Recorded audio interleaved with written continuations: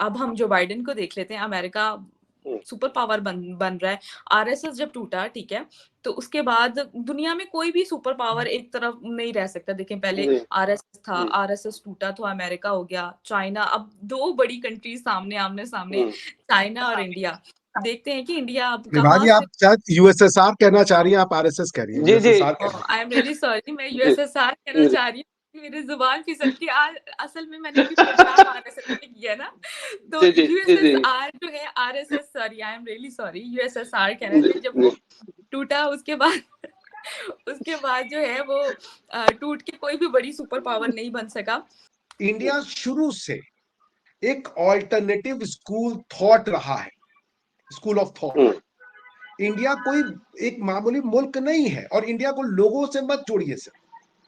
India ने India क्यों famous है भाई? इंडिया के लोग हैं काले काले वो हमारी तरह ब्राउन ब्राउन रंग के हैं, कोई बहुत ज्यादा गोरे चिट्टे तो हम नहीं है ना, तो सेंट्रल एशियन की तरह वहां के, तो फिर भी ये सारे हमारे आगे क्यों नतमस्तक है? मैं यहाँ सेंट्रल एशिया में रहता हूँ, सारा दिन टीवी पे गूगल, सुंदर पिचाई, ये वो इंडियंस, ठीक, क्यों?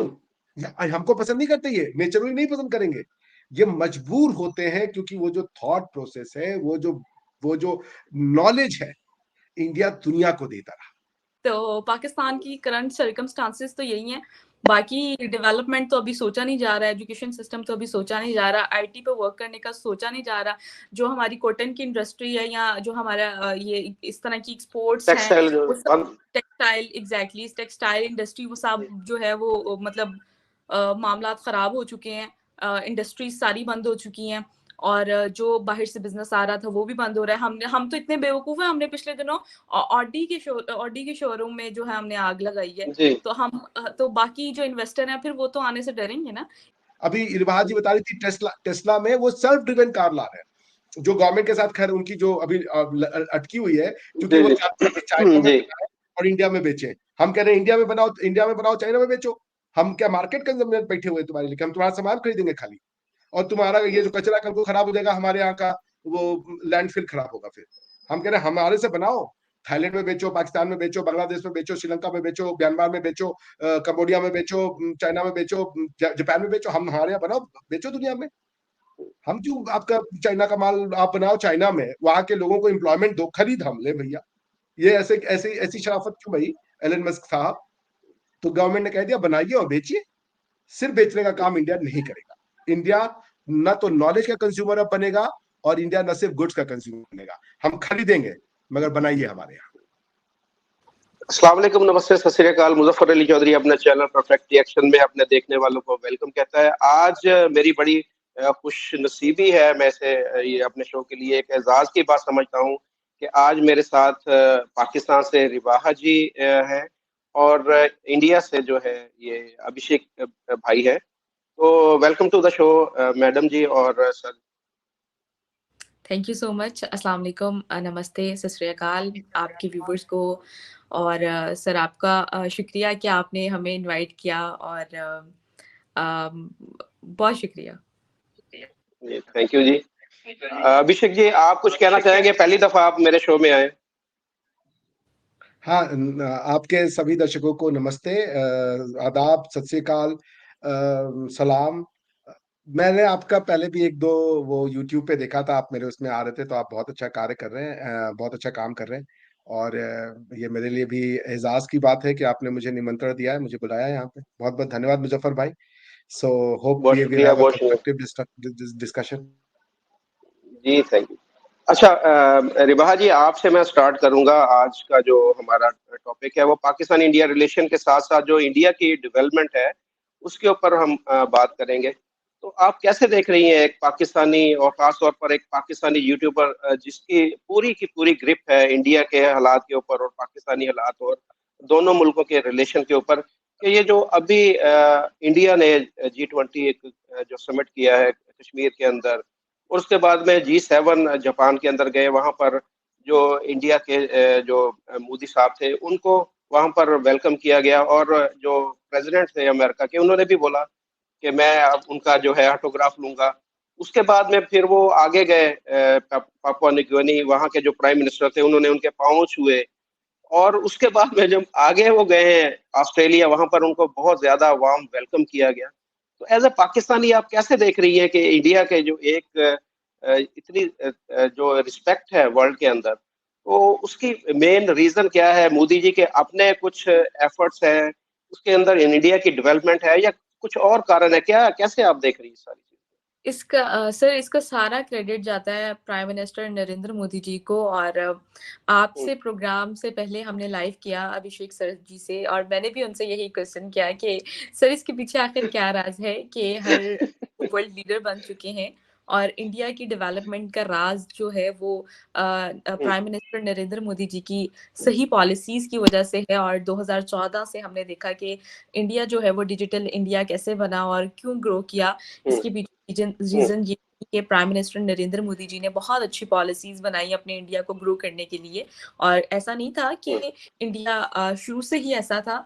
कहा यह जाता था कि साउथ एशिया यानी कि पूरे वर्ल्ड में इंडिया को सोने की चिड़िया कहा जाता था, और सोने की चिड़िया कहा जाता था। और अगर पाकिस्तान इंडिया से अलग ना होता और तो आज पूरी दुनिया में भारत जो है या हिंदुस्तान जो है वो तीसरी बड़ी सुपर पावर होता या पहली बड़ी सुपर पावर होता। अंग्रेजों ने दरअसल हमसे डर कर जो है पाकिस्तान को यानी कि हिंदुस्तान का एक टुकड़ा पाकिस्तान से अलग यानी कि पाकिस्तान को अलग कर दिया, क्योंकि उनको आने वाला टाइम जो है ना बड़ा डर रहे थे वो कि भाई अगर हम साथ मिलके रहेंगे तो ये है कि भारत जो है अभी भी भारत बहुत ग्रो कर रहा है, 5वीं बड़ी सुपर पावर बन गया है। और सोने की चिड़िया शुरू से ही कहा जाता था। और इवन के वर्ल्ड वॉर 2 के बाद से हमने देखा कि बहुत सी डेवलपमेंट्स जो है मतलब इंडिया के बारे में ये कहा जाता था इंडिया कभी ग्रो नहीं करेगा, नहीं होगा, वो नहीं होगा। 90s में यानी कि 1990s की बात करें तो इंडिया बैंकक्रप्ट होने वाली साइड पे जा रहा था, लेकिन उससे इंडिया ने किया सीखा।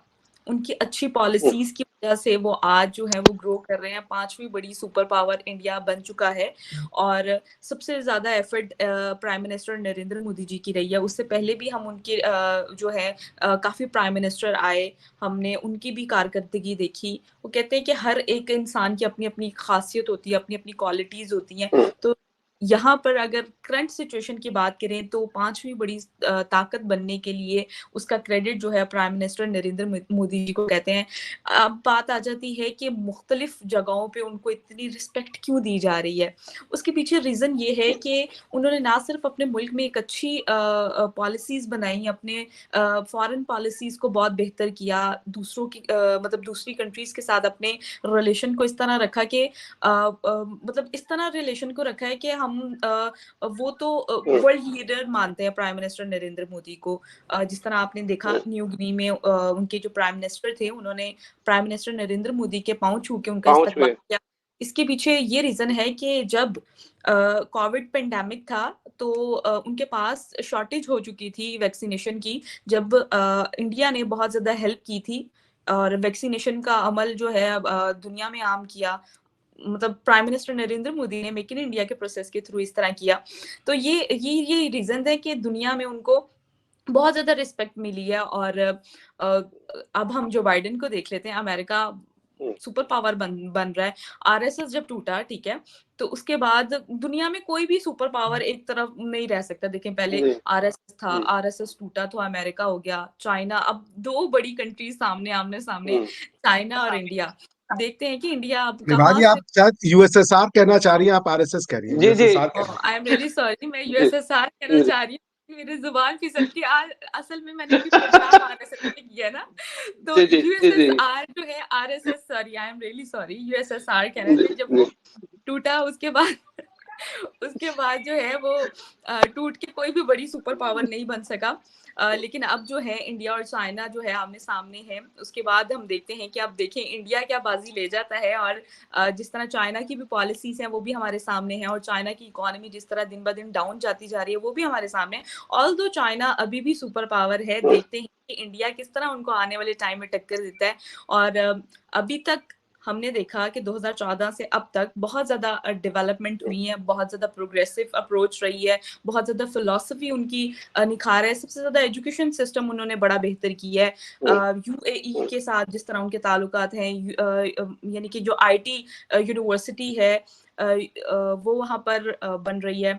मुझे मेरे ख्याल से नाम चीज़ें कुछ मेरे माइंड से स्किप हो जाती हैं, वो यूएई में जो है वो बन रही है और उसकी ब्रांच अब ये देखिए इस्लामिक कंट्रीज उधर ही इन्वेस्टमेंट कर रही है ना, यानी कि इंडिया भी है उधर अब यूनिवर्सिटी बना रही है, एजुकेशन सिस्टम भी बेहतर हो रहा है, टेक्नोलॉजी बेहतर हो रही है, चीजें जो है वो बेहतरी की तरफ जा रही है। तो हम अभी उस मामलात में बहुत ज्यादा पीछे हैं और पाकिस्तान की करंट सर्कमस्टांसेस आपके सामने है। ज़मान पार्क से लेकर हम देखते हैं कि इस्लामाबाद तक यहाँ तक इनकी जो है अप्रोच है और हम इन चीज़ों से बाहर नहीं निकल रहे।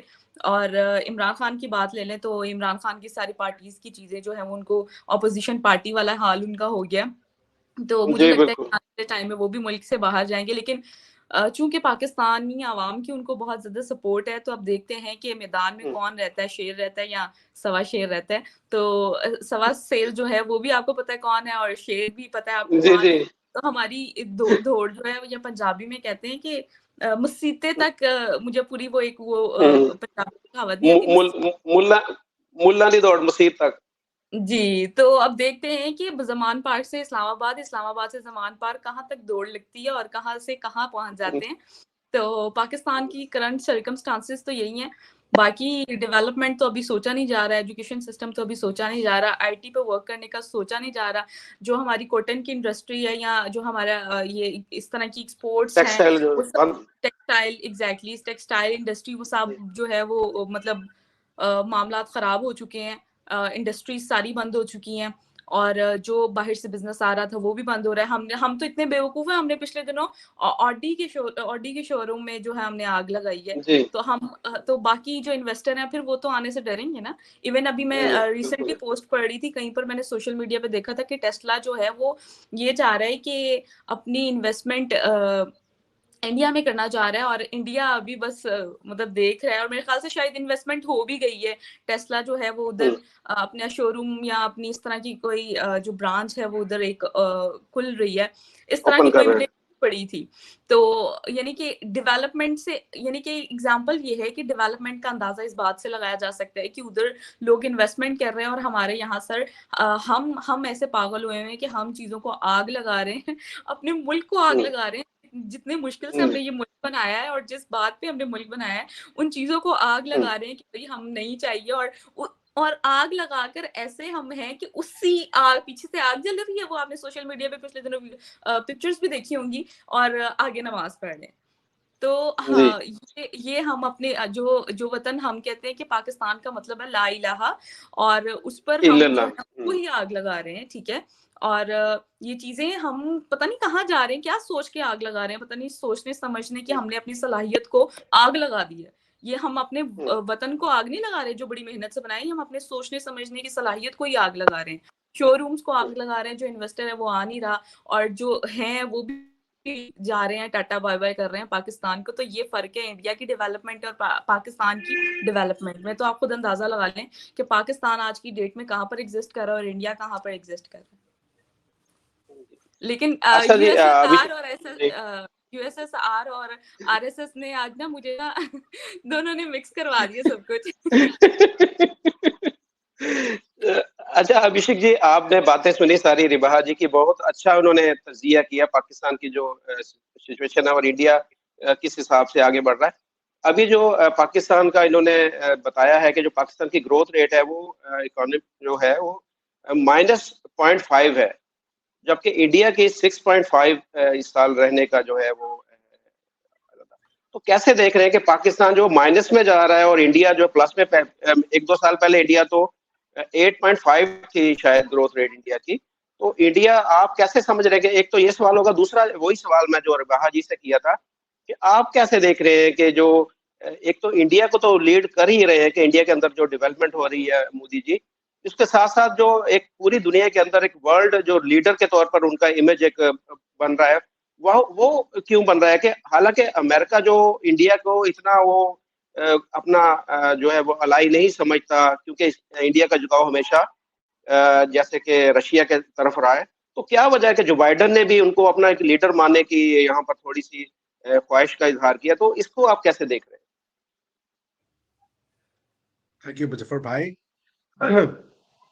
देखिए ऐसा है कि जब गांधी जी को आप याद करें 1945-40 में या 1936 में 1919 में चलते हैं, 1916 में चल लेते हैं, वर्ल्ड वॉर 2 पे मार रहे थे एक दूसरे को ये गोरे, यूरोपियन वॉर को वर्ल्ड वॉर 1 और 2 बता दिया।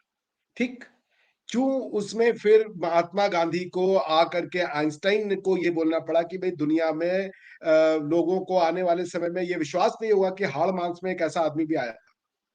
पूरा वेस्ट उस समय इंडस्ट्रियल, जिसे आप रिवॉल्यूशन कहते हैं, 1.0 हो चुका था, आज तो हम 4.0 पे हैं।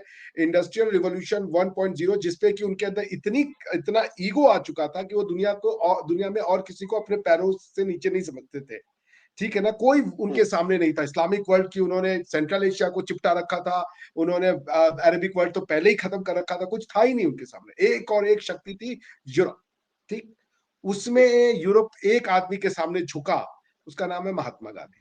क्या कहा महात्मा गांधी ने ऐसा भाई? क्या यूरोप ने कभी महात्मा गांधी के पीछे क्यों यूरोप के लोग पागल हुए? आज भी पागल है वो ऐसा कोई बहुत बड़ा पर्सनालिटी नहीं था महात्मा जी का, मगर उन्होंने ये कहा महात्मा गांधी ने कि भाई there is every reason for which I am ready to die, but there is no reason for which I am ready to kill. मैं किसी भी कीमत पे अपनी जान तो देने को तैयार हूं, मैं मारने को तैयार नहीं।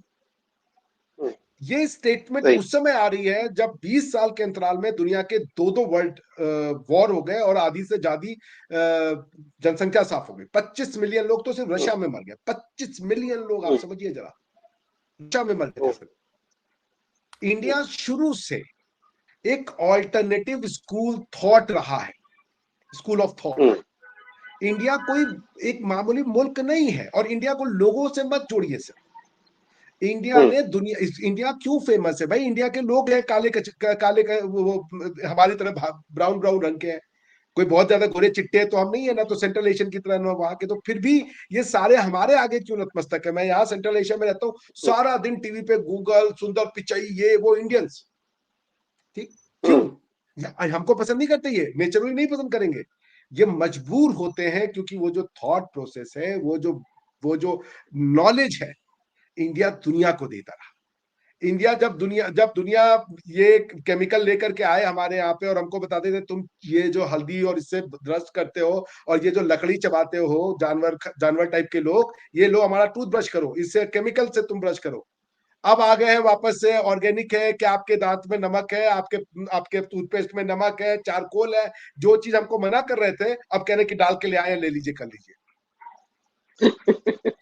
ये वेस्ट जो था, उसके पास जब नॉलेज आता है तो वो उस नॉलेज को जो है डाइजेस्ट करने की क्षमता नहीं रहती, और वो नॉलेज वो वेस्ट की बहुत बड़े मैं फैन हूं। पहले मैं आपको बता दूं, मैं वेस्ट को क्रिटिसाइज नहीं कर रहा, कंस्ट्रक्टिव क्रिटिसिज्म कर रहा हूं जी।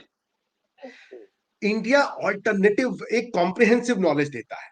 इंडिया नेचर के साथ एग्जिस्ट करने को सिखाता है। इंडिया कभी नहीं कहा, इंडिया के किसी भी किताब में नहीं कहा गया कि हम नेचर से बड़े हैं, हम बेस्ट हैं।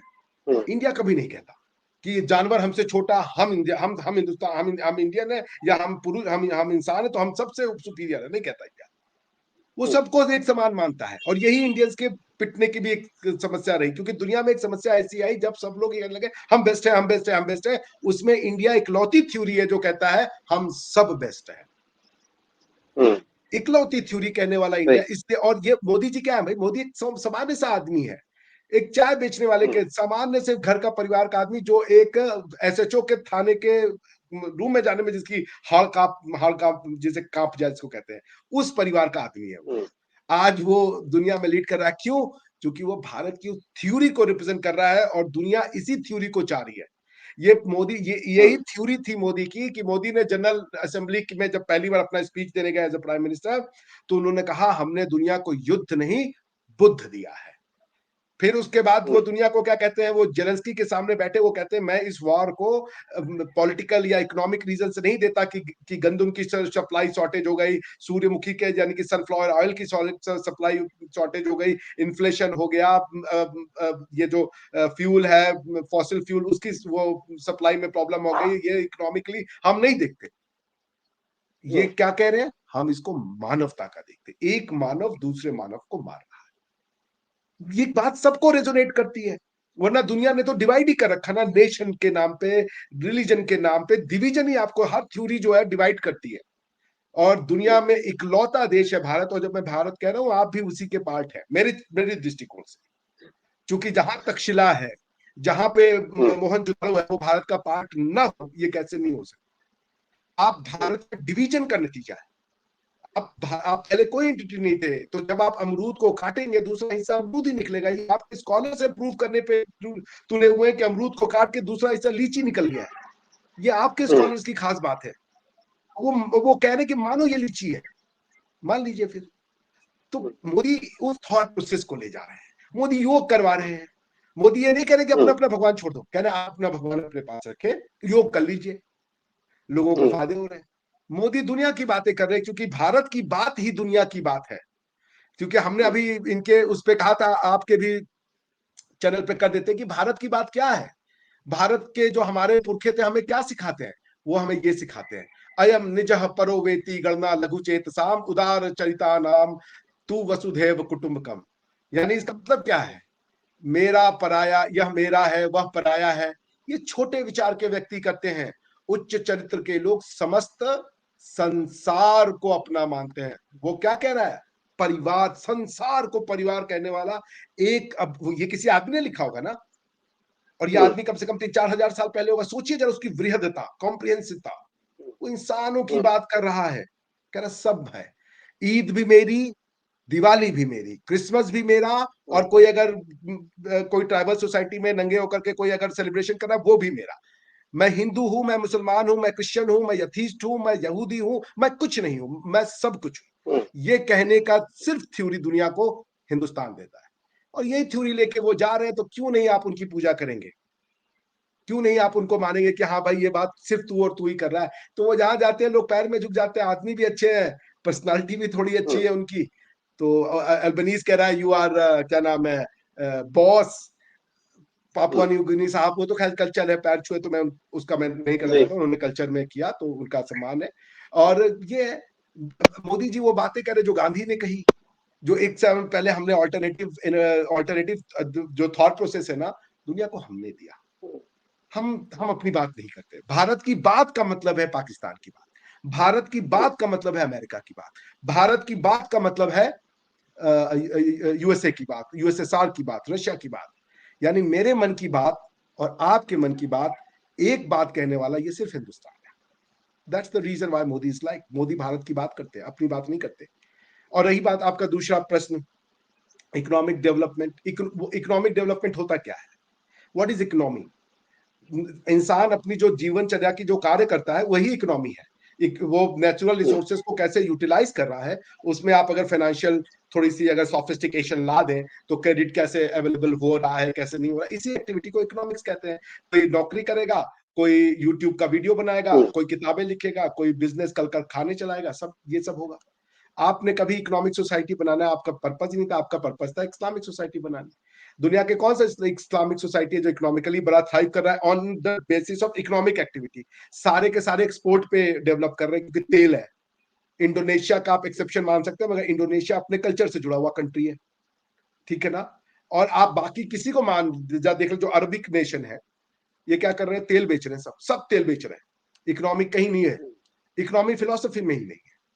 क्योंकि आप इकोनॉमी को करने के लिए आपको जुड़ना पड़ेगा। अब आपके यहाँ पे लैंड रिफॉर्म था, इकोनॉमिक एक्टिविटी का फर्स्ट जो सोर्स होता है क्रेडिट होता है, या आपके सॉरी इंटरप्रीनियरशिप होता है। इंटरप्रीनियरशिप का जो फर्स्ट एलिमेंट होता है वो होता है लैंड लेबर कैपिटल। आपके यहाँ पे लैंड को ये कह दिया, जब लैंड रिफॉर्म की बात आई, आपने कहा जमींदारी प्रथा जो है वो जायज है, क्योंकि वो शरीयत के हिसाब से वैलिड है। तो जब एक आदमी हजारों एकड़ जमीन लेके बैठा हुआ है, तो बाकी तो उस जमीन पे वही करेंगे ना, क्या नाम है, खेती, और वो कर सकते हैं, वो तो उसके मजदूर बनेंगे। इकोनॉमिक एक्टिविटी का सवाल ही नहीं है। आप अगर एमिनेंट डोमेन के नाम पे स्टेट अगर एक्विजिशन ऑफ द लैंड करने जाएगा, तो वो तो आप छोड़िए, आपके यहाँ तो कोई कोर्ट के पास कोई पावर नहीं है। वो पहले वो चले जाएंगे मौलाना साहब के पास, फतवा लेके आ जाएंगे। आपके स्टेट जो है वो गुलाम है आपकी। आप कॉन्स्टिट्यूशन पढ़ लें अपना जाकर के। आर्टिकल 31 पढ़ लें, आर्टिकल 236 तक एग्जैक्टली आपके कॉन्स्टिट्यूशन का ये है कि the law of the land is Quran and Holi Quran and सुन्ना। तो आप कुछ अगर इकोनॉमिक एक्टिविटी किसको आप कह रही है? दुकान पे कोई चिप्स बेच रहा है, ये इकोनॉमिक एक्टिविटी होती है। गूगल वाले पता नहीं क्या बेच रहे हैं, आज तक पता ही नहीं चला गूगल बेचा क्या और दुनिया की इतनी बड़ी कंपनी बन गया है। एक आदमी का आइडिया ये था कि ये जो जितना कचरा इंटरनेट में इकट्ठा हुआ है, इसको इकट्ठा करके लोगों को बता दो। खाली आप ढूंढ रहे हैं कि अभिषेक मिश्रा क्या करता है, वो सर्च करके दे दो, ये गूगल। मैं ढूंढ रहा हूँ कि अच्छा ये बताओ क्या ये ईसबगोल खाने से पेट ठीक होता है, ये ढूंढ लो। लोगों ने नेट पे डाला, ये आपको गूगल ये दे रहा है। बिजनेस है। आज गूगल मैप बना रहा है, ड्राइवरलेस कार बना रहा है, धरती जम और आसमान को जोड़ करके गूगल मैप बना दिया। अब आप बिना गूगल मैप के पंगु हैं। आज एक जमाना था कि आप टैक्सी हम करते थे ना इंडिया में, तो ऑटो वाले से आधा घंटा तो लड़ाई होती थी, इतना देंगे उतना देंगे, ये करेंगे वो करेंगे, वो सारा ठगने के चक्कर में रहता था। आज क्या आपने ऐप किया, बैठ गए आराम से। नहीं तो हम जैसे लोग तो डरते थे, वो चला मीटर देख रहे होते थे, ये घूमा 1 किलोमीटर पहले ही उतर जाएंगे क्योंकि इतना ही पैसा जेब में है। ये आज की समस्या ही सॉल्व हो गई। ऐप पे आपने देखा भाई आ गया, 600 रुपए लगेंगे, चलो भाई बैठ जाओ। आज ये सब उन्होंने दिया है। पहले आप इसी चीज को करने के लिए आप लोगों से कसम खाओ अल्लाह ताला की, भगवान की, कि तुम ईमानदार बनोगे। नहीं खानी आपको ईमानदारी की कसम, ईमानदारी करवा के रहेंगे, बेईमानी की जगह ही नहीं छोड़ेंगे। सर तो AI is the new God, new religion. और ये जो इकोनॉमी समझ गया आज के जमाने में, मैं आपको ये भी बता रहा हूं, वेल्थ और पैसे की डेफिनेशन चेंज होने वाली है। अभी पैसा और वेल्थ की जो डेफिनेशन है आपके लेबर से है, वो 2 तरीके का लेबर था। पहले फिजिकल था, अब मेंटल हो गया। अब तो मेंटल लेबर भी नहीं, नॉलेज तो AI क्रिएट करेगा। आप मैंने इस बार एग्जाम लिया अपने बच्चों का, वो सारे के सारे चैट जीपीटी से आंसर निकाल के उन्होंने दे दिया। अब मैं यही नहीं समझ पा रहा हूँ कि इस बच्चे को, मुझे पता है अंग्रेजी का ई लिखने नहीं आता, इसने इतनी सोफिस्टिकेटेड इंग्लिश लिख दी है। अब मैं ये भी नहीं कह सकता कि इसने किसी और का काम चोरी किया हुआ है, क्योंकि चैट जीपीटी उसने सब्सक्राइब किया है, अपने पैसे पे खरीदा है। मैं आपसे कहूं कि भाई ऐसा है मुजफ्फर साहब, आपको मैं खरीदता हूं, मेरे लिए शायरी लिखो, स्पीच लिखो, मैं नेता हूं बड़ा, मैं पढ़ूंगा, आपको 1000 रुपए दिए उसके लिए महीने। आपने वो देखा है, वो एक फिल्म है आमिर खान की, 3 इडियट्स। तो 3 इडियट्स लाइब्रेरियन पीछे से कह रहा होता है, जब वो लड़का अपना बात शुरू करता है, कहता है शब्द ये बोल ये रहे हैं, शब्द मेरे हैं। आप समझ रहे हैं? सबसे बड़ी जूतियां पड़ती हैं, उससे बड़ी जूतियां पड़ती हैं। शब्द खराब होने शुरू होते हैं, तब वो जाके कहता है कि चुप हो जा, ये शब्द मेरे नहीं है।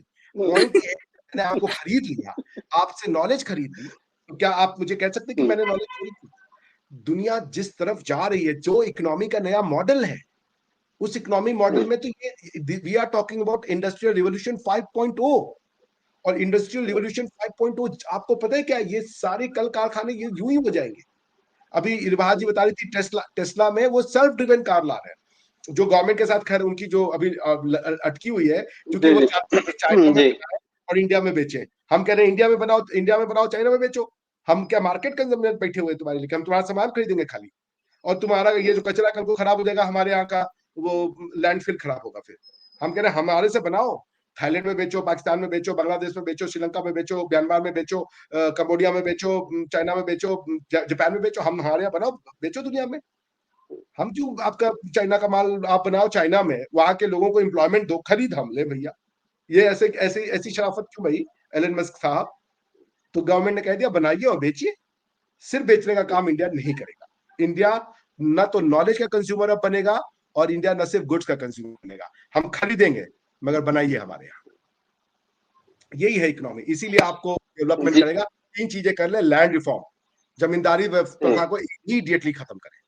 जब तक लैंड ही नहीं होगा, इकोनॉमी ही नहीं होगी। दूसरा, आप लोगों को साइंटिफिक लेकर आए, जितनी ज्यादा रोबोटिक्स, AI और ये सब चीजें हैं, इंटरडिसिप्लिनरी पढ़ाएं लोगों को। साइंस के बच्चों को सिर्फ साइंस न दें, हिस्ट्री के बच्चों को भी साइंस में ले आए। कोई ये नहीं है कि आप अगर हिस्ट्री सीख सकते हो तो बाकी चीजें नहीं सीख सकते। बच्चों में इंटरडिसिप्लिनरी एजुकेशन लाए। बच्चों को सोचने से पहले, जब तक आपके यहाँ पे एक दिक्कत तो ये है, क्वेश्चन कैसे पूछ दिया तुमने, how dare you ask me question. बच्चा क्वेश्चन नहीं पूछेगा तो सीखेगा कैसे? तो पूछने दे, आगे बढ़ने दे। मैं आपको बताता हूँ, मुस्तकबिल आपका भी बहुत ब्राइट है। सिर्फ जैसे कहते थे अल्लामा साहब आपके कि मिट्टी को नम होना करना पड़ेगा। सर तभी ब्राइट बहुत महंगा होता जा रहा है। हमारा फ्यूचर बहुत ब्राइट है लेकिन तभी ब्राइट बहुत महंगा होता जा रहा है। अच्छा रिबाहा जी, जैसे अभी कि आपने उन्होंने जी सर, अभिषेक सर, आपने अभी एक और बात की थी, तब जी मैं ये जी आपको कह रही जी थी कि जब ऑटो में आपने कहा कि इतना बनेगा, तो मेरी जेब में 600 रुपए हैं और जगह इतनी जानी, इतने किलोमीटर चलेगा, तो इसका 600 किराया होगा, 100 रुपया नहीं है, तो वहीं पहले ही उतर जाएँगे। तो हमारे उबर वाले ऐसे होते हैं या ऑटो वाले ऐसे होते हैं कि अगर 500 बिल बना, उनको 1000 का नोट दें, उनकी नीयत खराब हो जाती है, लड़ने लग जाते हैं कि यार हम तो इतनी दूर से आए थे। मेरे साथ बहुत बार हुआ है। हम तो इतनी हम्म दूर से आए थे, हमें पूरे हम्म पैसे चाहिए।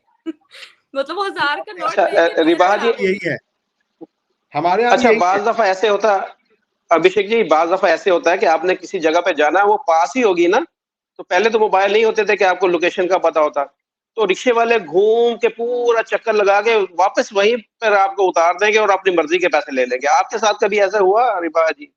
मेरे साथ बहुत बार हो चुका है, मैं तो हर उबर वाले से लड़ के ही घर आती हूँ। उसको ज़्यादा पैसे पकड़ाऊँगी, 1000 का नोट देके उसका नीयत खराब हो जाएगी। भई क्यों नीयत खराब होगी? हम्म जितना आ रहा है, जितना फेयर आ रहा है उतना ही दूँगी ना, उससे हम्म ज़्यादा क्यों दूँ हम्म मैं? हम्म।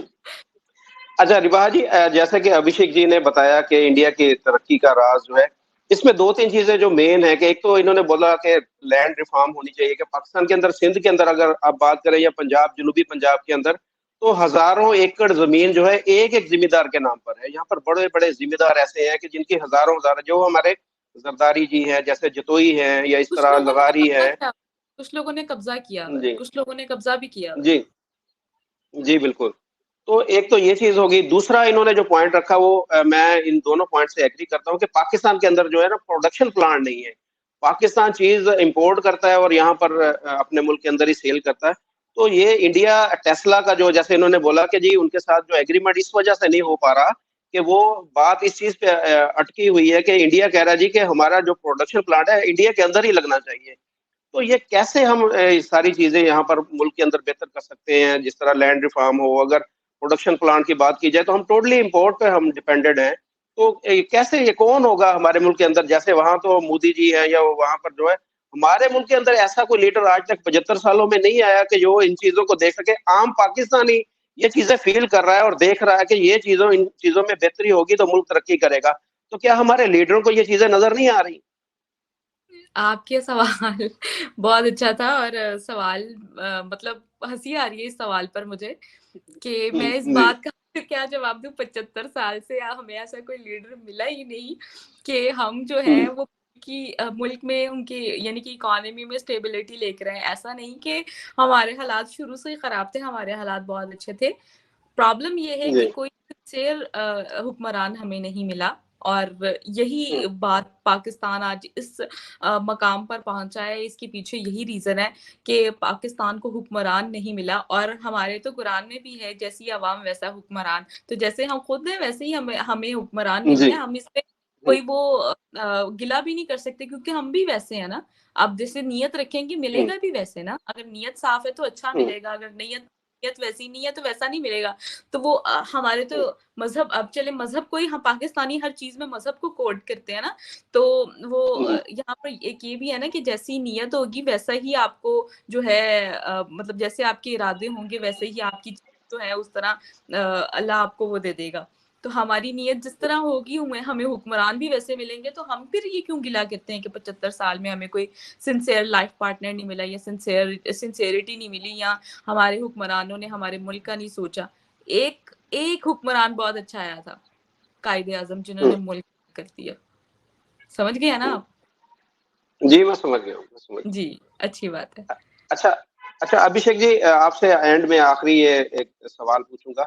ये जो एफर्ट कर रहे हैं, आपने देखा कि जैसे मेरा चैनल है या रिबाहा जी का चैनल है, हम कोशिश कर रहे हैं कि दोनों मुल्कों के दरमियान जो दूरियाँ हैं, वो दूर हों, जो नफ़रतें हैं दोनों मुल्कों के दरमियान, कुछ अवाम की सतह पर भी हैं, कुछ जो है हमारी एस्टेब्लिशमेंट जो पाकिस्तान की है या इंडिया की गवर्नमेंट या इस तरह जो बाकी लोगों के अंदर है। तो आप समझते हैं कि इससे कुछ फ़र्क पड़ेगा या इसमें हमें कोई तजवीज़ दें कि इसमें क्या बेहतरी लाएँ कि जो दोनों मुल्कों के जो दरमियान नफ़रतें हैं वो कम हो सकें? मुजफ्फर भाई, मैं तो मैं आपके सारे जो भी व्यूज देख रहे होंगे उनको सबको बोल दूं भाई, मुजफ्फर भाई का चैनल सब्सक्राइब करें, बहुत अच्छा काम कर रहे हैं और हमारी दुआएं हैं कि ऐसे ग्रो करते रहें। तो जी, प्लीज आप थैंक यू। मेरे पास सर आप जा रही है तो सर मैं कहूँगा सारे इनको सब्सक्राइब कर लें। सर सर सर यही बात आपने सबसे पहले बोली थी जो कि आप सबसे एंड में बोल रहे हैं। तो मैं यहाँ पे बात करूंगी कि मुजफ्फर भाई के चैनल को भी सब्सक्राइब करें और साथ अभिषेक सर के चैनल को भी सब्सक्राइब करें, दोनों के चैनल को सब्सक्राइब करें। नहीं भाई, आपको आपके सब्सक्राइब चैनल को भी तीनों का ही कर ले, रिवाज को न हाँ, छोड़े। मेरे चैनल को भी वो पंजाबी में कहा साड़ी मेहरबानी मेरे चैनल ਨੂੰ भी सब्सक्राइब कर दे, ਮੈਨੂੰ ना भूल जाना। एग्जैक्टली। देखिए मुजफ्फर भाई, ये जो आपने क्वेश्चन पूछा ना, ये बहुत डीप क्वेश्चन है। नफरतें, देखिए नफरत इंसान की बेसिक फितरत है। आप मुझसे हदस रखेंगे, मैं आपसे हदस रखूंगा, ये बेसिक फितरत है। नफरत नहीं कम की जा सकती। जेलसी होने, नफरत का बेसिस क्या होता है? जलन हो जाना, अरे यार ये मुझसे ज्यादा कमा रहा है, ये बेसिक फितरत है। तो आप परिवार में ही जलन होती है। मेरे भैया को देख करके मुझे जलन हो जाती थी यार कि अरे यार इनको तो बैठे बैठे सब मिल रहा है, मुझे नहीं मिल रहा है। एक परिवार में जलन हो जाएगी। नफरत जिसको आप कहते हैं, मतलब नफरत का, जलन का हाईएस्ट ऑर्डर नफरत होगा। ठीक है ना, कि आप उसका नुकसान पे आ जाओगे या उसकी शक्ल नहीं देखोगे। नफरत क्या है, इसको डिफाइन करना पड़ेगा। एक तो ये नफरत है विच इज बेसिक, इसके लिए आप समाज में नियम रखते हैं। भाई ये जो इसका है, ये उसका हक है, ये उसका हक है, ये उसका हक है, आप ले नहीं सकते। नफरत में आप जल भून के राख हो जाए, वो कुछ नहीं होने वाला। वो नफरत बेसिक इंस्टिंक्ट है। इस what that makes us human. आप ये नहीं होगा तो आप हमारे जो कहते हैं देवता तुल्य हो जाएंगे, मतलब फिर आप हाईएस्ट वर्चू में चले जाएंगे भाई, कि ये तो भाई संत हो गए, इनको नफरत नहीं है, हदस नहीं है, गिला शिकवा नहीं है, अपनी दुनिया में मस्त रहते हैं। मैं उसी कैटेगरी में आता हूँ वैसे, बाय द वे, अपनी दुनिया में मस्त रहता हूँ। मुझे दुनिया में किसी से नफरत ही नहीं होती या जलन ही नहीं होती, because then you are very confident inside your head. आपको पता है कि भाई इस चीज का ये चीज मेरे को मिलनी नहीं है, ना मुझे इससे प्यार है, तो मुझे अब रुपए पैसे में ज्यादा इंटरेस्ट नहीं है। तो आपको होगा, अपने घर में होगा, हमें आपको मिले बहुत अच्छा, हमें नहीं मिला, आप खुश है। दूसरी नफरत है जो नफरतें क्रिएट की on the basis of other factors. उसका सोल्यूशन मैं आपको बार बार कह रहा हूं, वो आप ही के पास है। उस नफरत के कॉज को जब तक आप नहीं देखेंगे, आप मीठी और शुगरी बातें कर लें, जब तक दिल में, जब, जिसे कहते हैं, आपका उर्दू का वर्ड है बोगस या बगस, ऐसे कुछ वर्ड है, वो भरा हुआ है। बोगस, आप बोगस। देखने, हाँ, तो वो जो देखने का तरीका है ना, क्योंकि आप नफरत सिर्फ एग्जिस्टेंस से कर रहे हैं। नफरत आप उसके, एक होता है कि आप मेरी कला से नफरत करो, मैं ये करूं यार मुजफ्फर भाई क्या यार इनके यूट्यूब चैनल चले जा रहा है, या मेरी बहाजी से नफरत करूं यार ये चली जा रही है, चले जा रही है। 1,41,000 और ईश्वर करे, अल्लाह करे, जीसस क्राइस्ट करे, यहोवा यहूदी वाले जितने भगवान सुन रहे हैं सब करे कि भाई मुजफ्फर भाई भी वहां पहुंचे, रिबाहा भी वहां पहुंचे, सब लोग 1-1 मिलियन सब्सक्राइबर हो जाए और मुझे 2,500 पे मैं परेशान हूं यार दिन रात, यार क्या हो। इसका कोई इलाज नहीं है। इसी को लाने के लिए ईश्वर की व्याख्या की गई। इंटरनल कंट्रोल को लाने के लिए, जिसको मोरालिटी कहते हैं, वो ईश्वर का काम लाया गया कि भाई ईश्वर से डरो, ये ऐसा करो, ये ऐसा करो। आपको दुनिया का कोई लॉ, दुनिया का कोई law, I am repeating, B divine और बी इट ह्यूमन, आपको सबसे प्यार करने वाला नहीं बना देगा, नहीं बना सकता आपको। आप डर के थोड़ा काम नहीं करोगे क्योंकि आपको डराया गया है, या मैं इसलिए नहीं करूंगा कि मुझे लगा अरे यार ये पाप हो जाएगा, ये सब करके थोड़ा बहुत कंट्रोल किया जा सकता है। आप बात, उसके लिए लॉ आपको रखना ही पड़ेगा, इनकी ये आपका हदूद है, इसके आगे न जाए। लेकिन जिस नफरत की आप बात कर रहे हैं, ठीक है ना, एक नफरत है वो नेचुरल है, उसको कम नहीं किया जा सकता, वरना वो आदमी इंसान नहीं हुआ, रोबोट हो जाएगा, या वो संत हो जाएगा, या आपकी भाषा में प्रॉफिट हो जाएगा, या वो आदमी मतलब जंगल में, हमारे यहाँ कहते हैं जो जो कट्टर हिंदू है वो जानते हैं कौन होता है, वो चला जाता है बर्फ में हाड़ कलाने, चलो ऊपर सब छोड़ छाड़ मोह माया। ठीक है, सो उसको कम करने का जिस नफरत की आप बात कर रहे हैं, जिस सरहदों का कारण है, उसके लिए तो आपको थ्योरी ऑफ कॉन्स्टिट्यूशनल गवर्नेंस को रिविजिट करना पड़ेगा। आपको पढ़ना पड़ेगा कि क्यों कॉन्स्टिट्यूशनल सोसाइटी का निर्माण यूरोप ने किया, किस लिए किया। आपको जॉन लॉक की किताब पढ़नी पड़ेगी जिसका नाम है टू ट्रिटाइज ऑफ गवर्नमेंट, क्योंकि आपको आपको हमें जॉन लॉक की जरूरत नहीं है, हमारे यहाँ अर्थशास्त्र है उससे भी बेहतर की किताब आपको पढ़नी पड़ेगी, क्योंकि आपने अपने जड़ को उखाड़ करके कहीं और कनेक्ट किया हुआ है। तो जो समस्या उनकी है उस समस्या का निवारण वो कर चुके हैं, क्योंकि ये क्रिश्चियन, यहूदी और इस्लाम, ये तो एक ही परिवार का हिस्सा है ना। तो जो उनका सोल्यूशन है, जिसको आप अभी कह रहे हैं ये तो नंगे लोग हैं, यूरोप वाले तो मोरालिटी नहीं है, घटिया लोग हैं, आपको जाना तो वहीं, आपने उनसे कॉन्स्टिट्यूशन ले लिया, कॉन्स्टिट्यूशन ऑफ पाकिस्तान बना दिया, लेकिन उसमें भी आप फ्रॉड कर गए। कॉन्स्टिट्यूशन गवर्नेंस करने से पहले कॉन्स्टिट्यूशनल फिलोसफी तो पढ़ लेते हैं। जाके 5 ऑथर का नाम मैं दे रहा हूं, आप पढ़ ले खाली।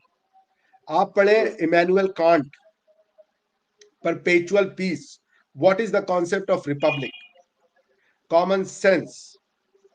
आप पढ़े two treatise of government by John Locke, constitutional theory, एक जर्मन स्कॉलर है, देखिए मैं नाम भूला, बड़ा अच्छा उनकी किताब मैंने पढ़ा था, मैं बहुत सीखा उस किताब से, कॉन्स्टिट्यूशनल गवर्नेंस की। इस जर्मन स्कॉलर, जर्मन किताब थी, मैंने इंग्लिश ट्रांसलेट करवा, जो वर्जन थी वो निकाल के पढ़ी, काफी मोटी किताब थी।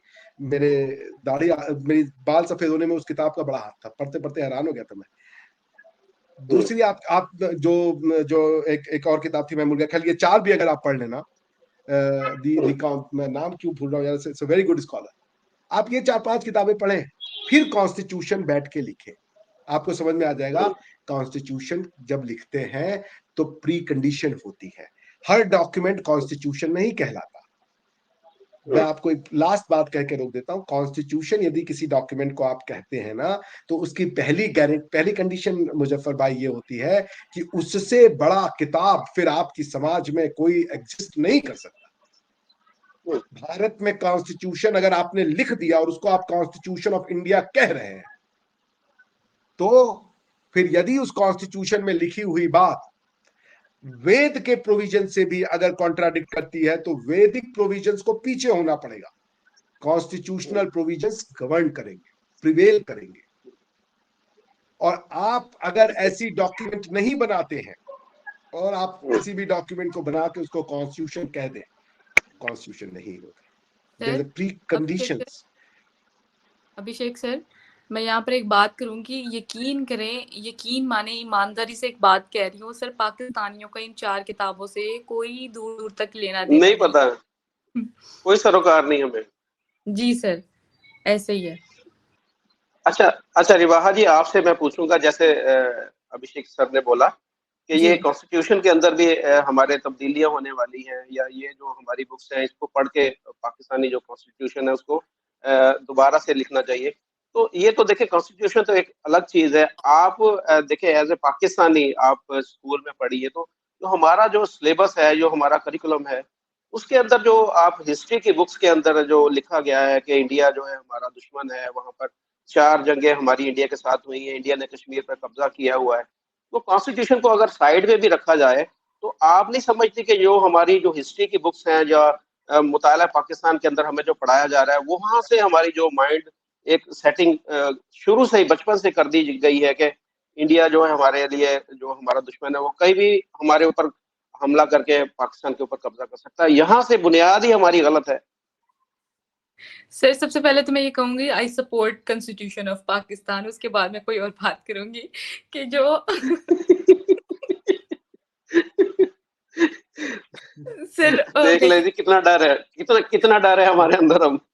नहीं सर, मुझे डर नहीं है, मैं डर के बगैर बात कर रही हूँ। I support constitution of Pakistan, और रिस्पेक्ट है मेरी दिल में बहुत ज्यादा।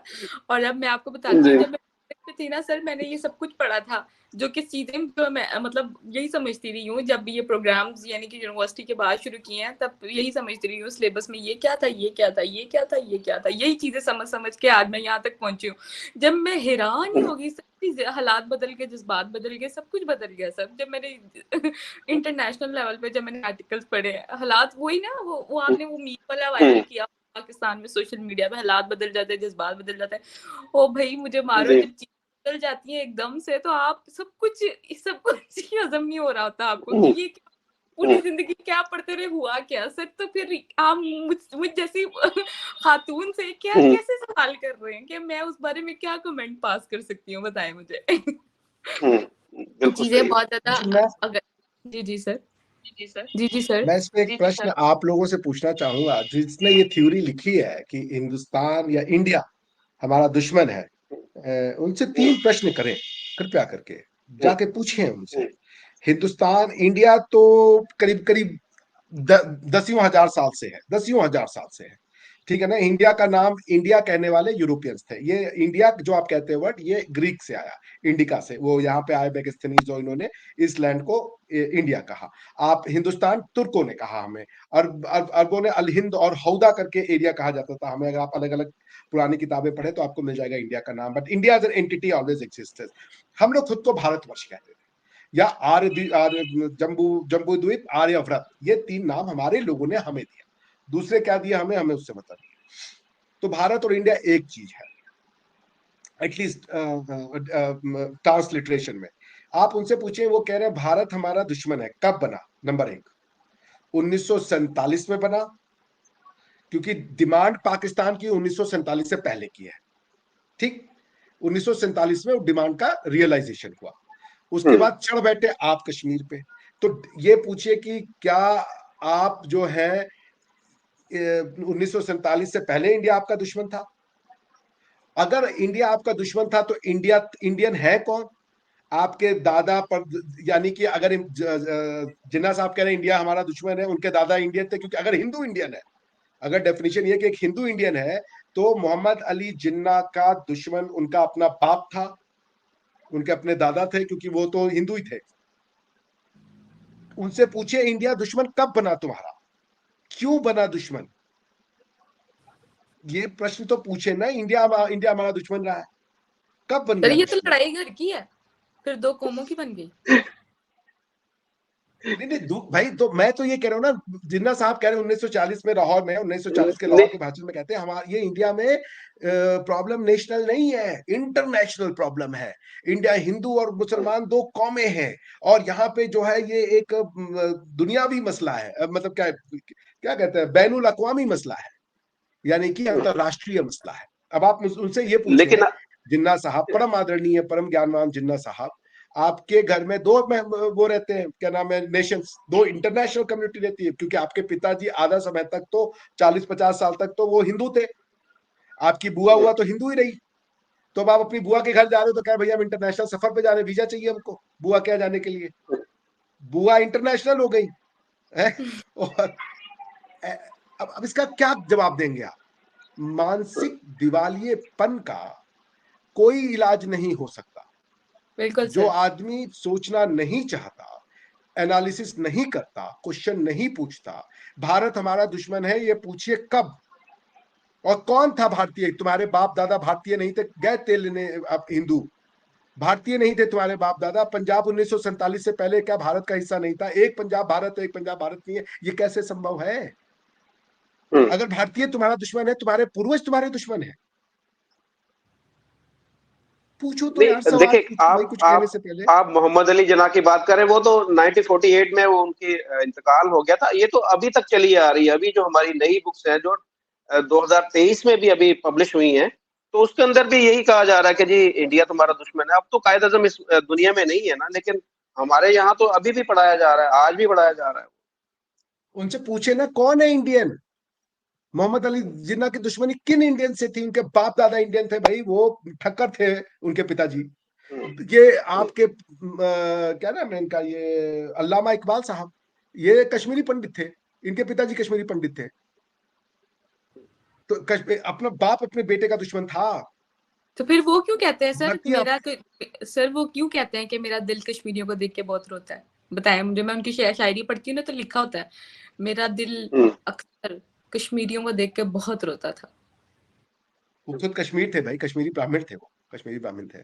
बाय द वे, ये एनसी के क्या नाम है, कौन है अभी, ये फारूक अब्दुल्ला और इनके पिताजी, ये लोग सब कश्मीरी ब्राह्मण है। मेरा ये कहने का मतलब नहीं, छोड़े ये सब। आप जब एक थ्योरी दे रहे हो ना, मैं जब एक सेंटेंस लिखता हूँ ना मुजफ्फर साहब, तो मुझे आधा घंटा उस सेंटेंस के सारे एंगल को मैं पहले सोचता हूँ, और तब जाके वो सेंटेंस मेरी किताब में आता है। ऐसे नहीं लिख देता मैं। और उस सेंटेंस को लिखने के लिए कम से कम 10 साल की पढ़ाई होती है कि उस सेंटेंस के कॉन्सिक्वेंसेस क्या होंगे। आप पूछें कि भारतीय आपका दुश्मन है, कब बना? 1947 में बना, वो हो नहीं सकता, क्योंकि डिमांड तो आप 1947 से पहले की कर रहे थे कि हिंदू मुसलमान 2 कौमें एक साथ नहीं रह सकती। तो नहीं रह सकती क्योंकि दुश्मन थे, और दुश्मन थे तो आप जब कन्वर्ट हुए तो आप ही के फैमिली के लोग आपके दुश्मन हो गए। लेकिन आपने मोहम्मद अली जिन्ना की स्पीच सुनी है जो 11 अगस्त 1947 को उन्होंने की थी? नहीं, ये वाली स्पीच मैंने नहीं सुनी है। मैंने तो ये सुना है कि कई लोग कहते हैं वो स्पीच कभी हुई नहीं है। नहीं, वो स्पीच आप सुने, उसमें उन्होंने बोला है कि जी उन्होंने बिल्कुल वहां पर जो टू नेशन थ्योरी है उसको उन्होंने एक साइड पे रख दिया है। उन्होंने बोला कि जी जो पाकिस्तान जो बना है ये यहाँ पर हिंदू भी रहेंगे, यहाँ पर मुसलमान भी रहेंगे, यहाँ पर सिख भी रहेंगे, यहाँ पर क्रिश्चियन भी रहेंगे और हर बंदे को अपनी मजहबी आजादी होगी। तो मैं समझता हूँ कि उनको इस चीज का एहसास हो गया था कि ये जो टू नेशन थ्योरी को लेकर वो चल रहे हैं, तो जितने वो मुसलमान इंडिया के अंदर रह चुके हैं तो उनका क्या कसूर है। वो अगर टू नेशन थ्योरी को देखा जाए तो वहां पर वो फेल हो गई कि तकरीबन जितने मुसलमान माइग्रेट करके या जितने तो उतने उससे ज्यादा तो इंडिया के अंदर रह गए थे। मुजफ्फर साहब, मेरी प्रॉब्लम यहाँ पे है क्योंकि हम दोनों लोग एक अलग अलग दृष्टिकोण से देख रहे हैं। आप अपनी जगह से, मैं चूंकि मुसलमान को अलग एंटिटी नहीं मानता। मैं ये कह रहा हूँ, कल को मैं मुसलमान हो गया तो मैं अपने परिवार से अलग हो गया क्या? यहाँ पे मेरी अभी दोस्त आई थी, वो मुसलमान, उसका भाई मुसलमान है और वो मुसलमान को नहीं मानती, उसका बाप भी मुसलमान है मगर वो बुद्धिज्म को फॉलो कर रहे हैं। सब एक परिवार में रह रहे हैं। आप अपने आप को, आपकी दिक्कत, आप मतलब नहीं, मैं जनरल की बात कर रहा हूँ। वो दिक्कत ये कि मुसलमान को एक अलग एंटिटी मान रहे हैं। वो समझ रहे हैं कि being Muslim is an whole and sole entity, बाकी सारी आइडेंटिटी खत्म हो जाती है। अरे हिंदू मुसलमान नहीं भाई, सब भारतीय है।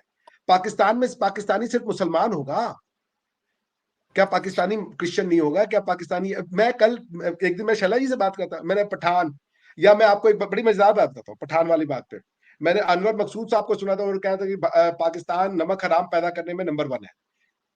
तो मैंने उनसे मन में ये पूछा कि भाई जिस पाकिस्तान की बात कर रहे हो उसने नमक हरामी नहीं की अपनी मिट्टी से। तो दोस्तों ये आज का प्रोग्राम था रिबाहा जी के साथ और अभिषेक जी के साथ। बहुत ही हमने खुलकर बातें की पाकिस्तान की जो मसाइल है उसके ऊपर भी, और इंडिया की जो तरक्की है, उनकी डेवलपमेंट है, और मोदी जी की जिस तरह पूरी दुनिया के अंदर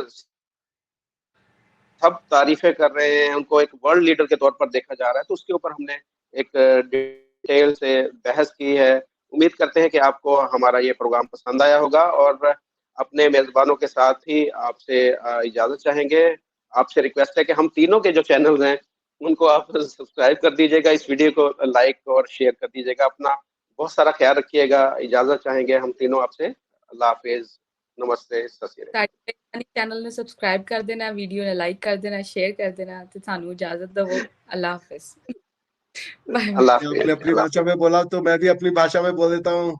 आप सब लोग इनकरा चैनल के सब्सक्राइब करी और लाइक करी। सबके नमस्कार, राम राम, अल्लाह हाफिज, नमस्कार, फिर मिलेंगे। अल्लाह, नमस्कार।